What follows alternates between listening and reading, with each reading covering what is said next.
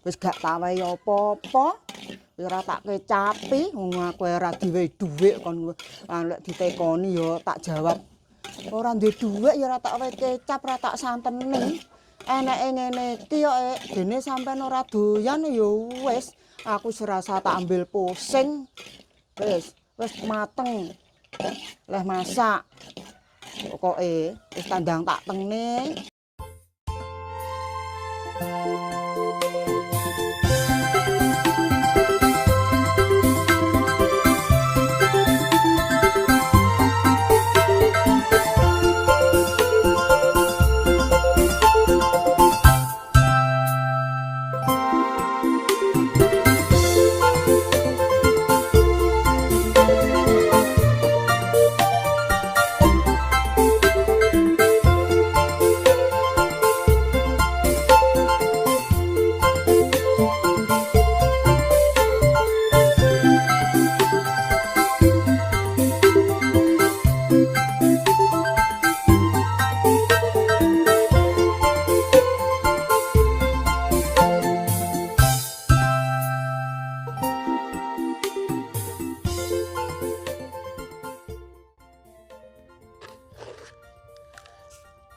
Alah tanduran diragati.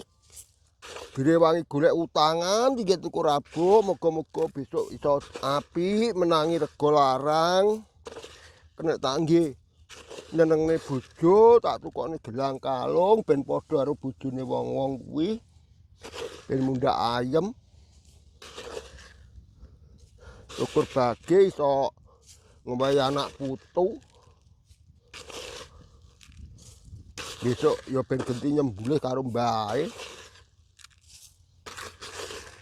Kimang yo ngaren ya ini kok yo urung enek kiriman teko apa mosok teko aku pas rabuk ra roh. Ya weteng yo wis luwe ram iki jane. Ya jatuh tak ilmu enek gubuk mau wis enek harapan purung.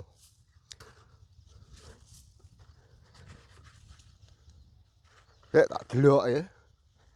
Mosok tok ya ini rung di terus sarapan. Lha kuwi sajake koyo enek tas nek kono apa ya kuwi sarapane. Weteng ya wis luwe ram ya.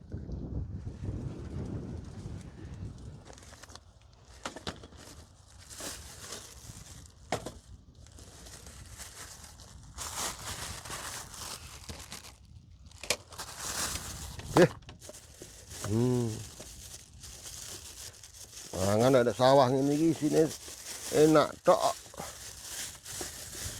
Kaya campur luwe.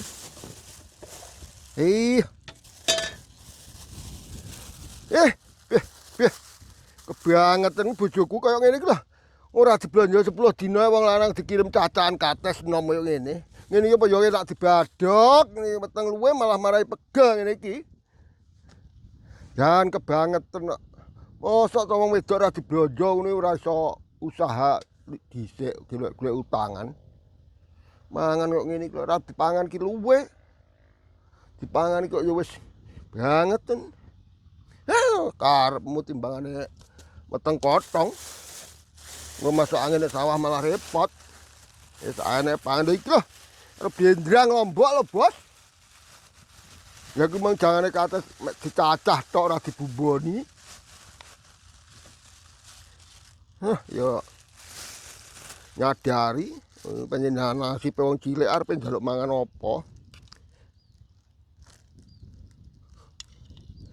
Untung-untung cacahan kates iki digawakne. Tapi tak buak ae. Tapi engko ikan ono teko omah. Dene omah-omah ono sprene kok. Ora paham karo karepe wong lanang belas. Ngerti bojo lek gak seneng jangan kates kok malah digawakne jangan kates dicacah tok iki.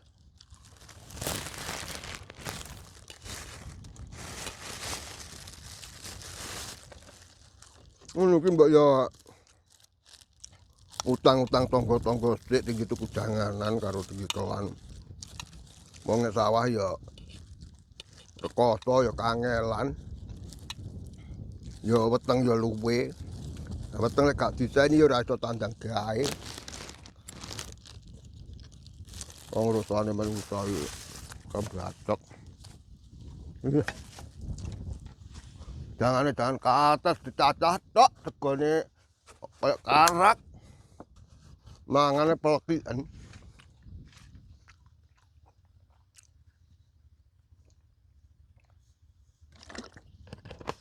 Mama sak sendok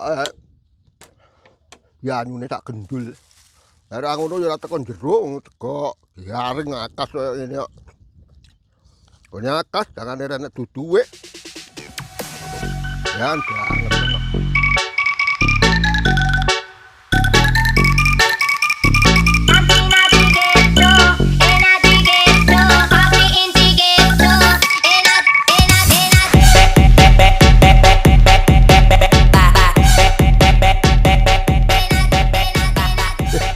Ya, nasib.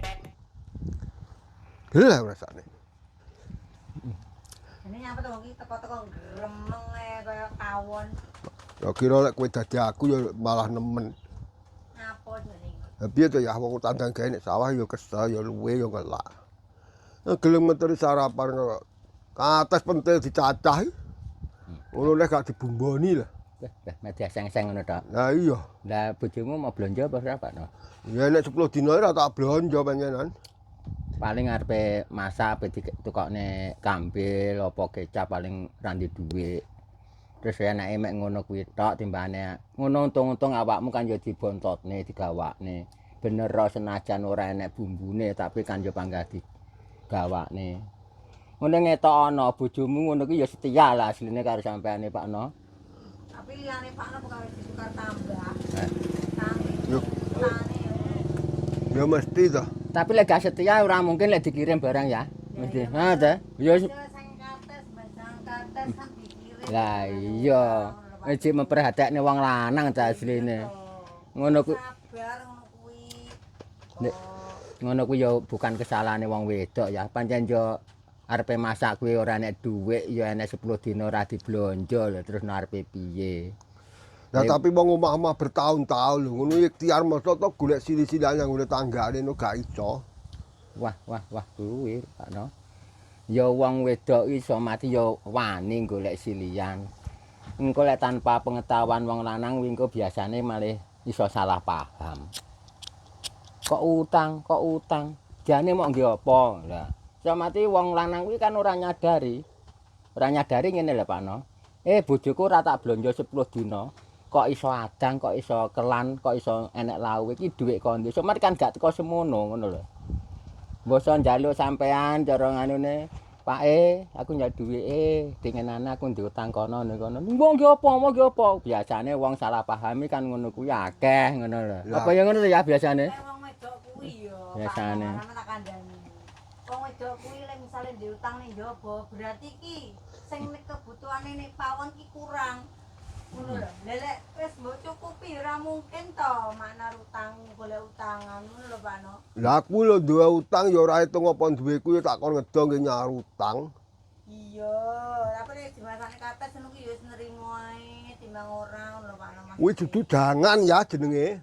Domonge kates kuwi dicacah tok ora dibumboni mek dioseng-oseng tok gantek garing. Lah masalah kuwi bojomu ki arepe golek silian kuwi ora wani kuwi lho ya. Ngono lho. Dadi nyanggen aku jatuhe tak sili lah terima niku kecap apa kambil ya enak. lek jenenge wong wedi Lah, biasane iya. gak wani ya ngono kuwi. Pikirane lho gak iso nalar teko kono to. Gak kaya wong bojone Pak No wong lugu kok ya. Dadi lek diblonjo ya ditampani ra diblonjo ora ya ora masalah. Tapi ya ngono Ya tapi ya ngono kuwi. Eneke kates ya dipasrahne kates ngono kuwi tok ya kudu diterima Pak No ngono kuwi. Dan 10 dino anggite lho ya suwi lho Pak Duk. Beh tenan. 10 dino ora dikayani mangan bendino. Lah iya ngono kuwi dhuwit kondi sampean yo nganu Golek utangan kok wedok ndek utang. muring-muring. Utange to ngene-ngene lah. Wong wedok utang mergo ya pawonane beras-beras gak enek ngono kuwi. Kowe roh ya tegone no wakas mbuh beras apa karak to. Dadine aku apan ngelek sak sendok tak glontor kok banyu ora teko njeruk. Kuwi mungkin Pak No ya. listrikmu paling mati, pulsane entek ya iso. Masalahe sampean urung bayar listrik. Dadi arepe ngeclekne sanyo kuwi, banyune ya mek saithik, dadine iso kaya karak kuwi kurang banyu. Ngono ya gak mau blonjo kuwi lho salahe. Tak Dadi grojok banyu lho ya, nganti gak teko jero tak golekne lanjaran tak sogrok-sogrokne teko jero tadine. Ngopi dhisik ben apa ngopi ben adem angen-angene sing sabar. Ngomongi ya Ngono kuwi ya diunggahne didukne Pakno. mulai bayaran nang dibrokne ben metu wae wong wedok.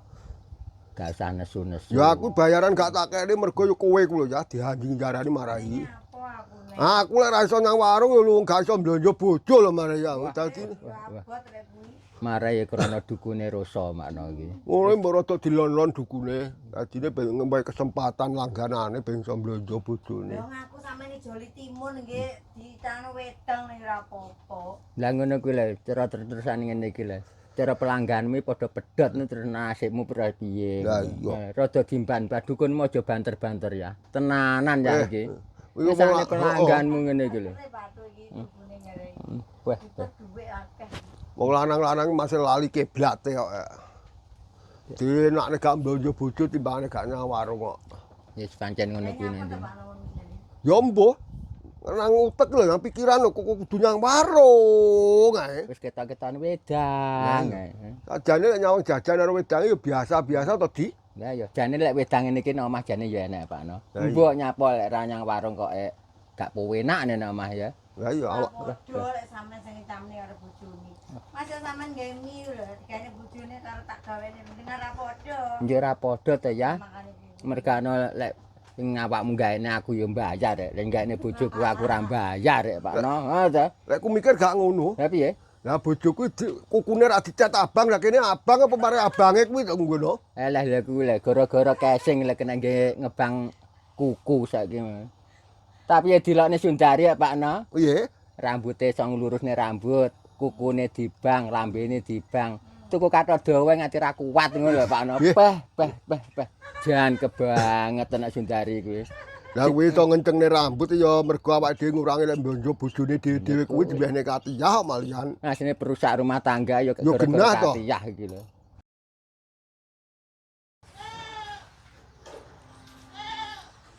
Yeh. Hangetan.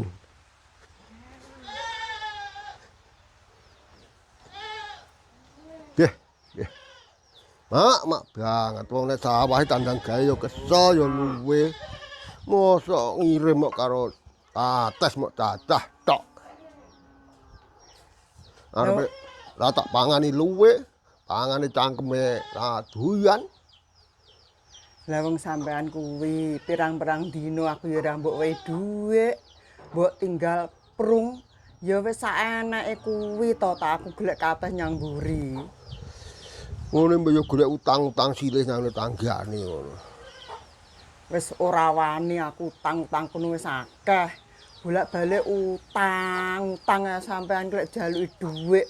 Omonge ora duwe kom dina kon golek utangan ae. Aku ya seneni wong kon utang terus ae. Mosok selama iki dadine utangmu wis akeh nek ngono. Ya wis to. Iya. Utange nelecek ae tekonono lek ora ngandel nek nggone ndang. Nek nggone toko-toko. Aku wis ora wani golek utangan. Wis ora tau mbok wehi dhuwit. Ndek ngidare bayaran ra mbok wehne aku mbok tinggal prung ae. Aku yo bingung kelan apa. Ya wis eneke kuwi ya wis mbok pangan ya wis karepmu ora mbok pangan ya wis karepmu. Pokoke untung ae kowe jek tak kelakne ngono kuwi. Marai sing kebanget ini katiyah. Aku lek bayaran malah gak penting ning blonjo kowe tak penelek nang warung. Dadine yo ya sepurane ae sok-sokne lek mancing yo ndang tak wehne kowe ora tak bujuk warung. Ya seneng katiyah nyang warung mendino isuk sore awan ora mikir sing nek omah, mikir awake dhewe nek warung sak geleme. Nek omah ra ndek apa-apa barang bedengkrang nek warung jam-jaman. Paling yo sange mandine dukune katiyah ngono paling iki. Ngrusak wong rumah tangga ya wis Sing wis ya wis sok aku wis gak nang warung neh. Alah sok-sok apa? Bari kingko lho sampe wis budal neh. Tok lek iki bayaran dah tak wehne kowe sik wis gak mikir warung aku. Timbangane daripada aku wis nek sawah luwih terus mbok pangan arepe mbok kirimi arepe tak pangan ora doyan, gak tak pangan iki wetengku luwih. Mangkane ngono kuwi lek duwe dhuwit ngono aja mikir warung ae.